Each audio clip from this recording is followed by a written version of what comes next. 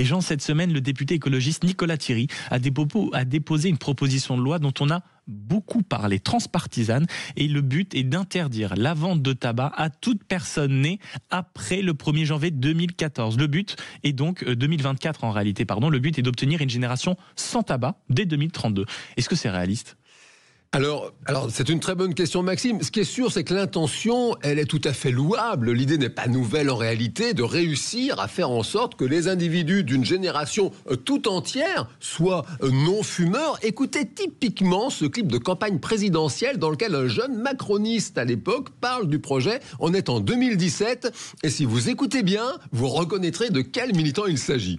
Emmanuel Macron l'a affiché, il y a un objectif, c'est première génération qui naît aujourd'hui, première génération sans tabac. C'est possible. En France, il y a 20% des jeunes qui fument. En Australie, c'est 2,5%. Alors vous avez reconnu évidemment Olivier la voix, Véran, non ? Mais c'est bravo Maxime, Olivier Véran qui fut notre ministre de la Santé de 2020 à 2022. Alors le projet est louable, certes, mais dans les faits, l'obtention de cette fameuse génération tobacco-free, eh bien, ça n'est pas si... On peut le dire en anglais, une fois n'est pas coutume. Ce n'est pas si simple. De nombreux jeunes se laissent encore prendre au piège de la cigarette. Et avec ce projet de loi, il s'agit, vous l'avez dit, Maxime, eh bien, d'interdire purement et simplement la vente de tabac aux personnes nées en 2014, même si elles sont majeures. Alors, l'idée sur le papier, elle peut sembler plutôt efficace. Néanmoins, dans les faits, le projet va se voir confronté à de nombreux obstacles. Mais c'est quoi les obstacles ? Parce que là, on pense qu'ils sont quand même excessivement nombreux. Alors oui, parce que le premier problème, il relève tout simplement du droit. Notre République est très attachée, et c'est heureux, à ce qui s'appelle l'égalité de traitement. Nous sommes toutes et tous libres et égaux en droit. Or, discriminer des personnes sur leur date de naissance pour qu'elles ne puissent pas acheter un produit qui est en vente libre pour les autres, eh bien, ça ne se fait pas. Écoutez ce que dit à ce propos monsieur Jean-Christophe Rolland. Il est maître de conférence en droit public. Il est interrogé sur le sujet par vos confrères de BFM TV. Cibler une catégorie de la population en termes de principe d'égalité, on va dire, ça paraît déjà difficilement justifiable sur le plan constitutionnel.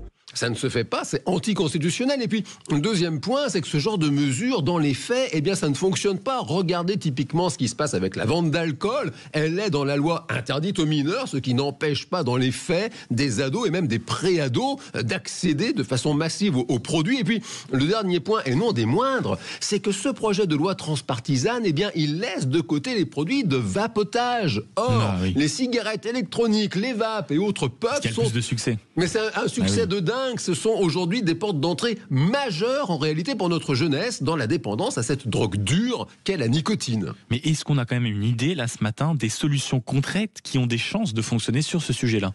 Alors oui, évidemment que nous avons des idées plutôt claires. Vous l'avez dit, Maxime, des solutions concrètes, parce qu'avant de créer de nouvelles lois, eh bien il est nécessaire de continuer ce qui fonctionne, parce que typiquement, si l'on reste un peu positif, eh bien on remarque que globalement, il y a en France de moins en moins de personnes qui sont dépendantes au tabac. C'est le résultat de toutes les politiques menées sur le sujet depuis des années. Le paquet neutre, la prohibition de l'usage dans de nombreux espaces publics et puis bien sûr le prix. Quand vous regardez du côté de l'Australie qui est performante dans ce domaine, il y a très peu de jeunes qui fument là-bas, eh bien le paquet de cigarettes dépasse allègrement les 25 €.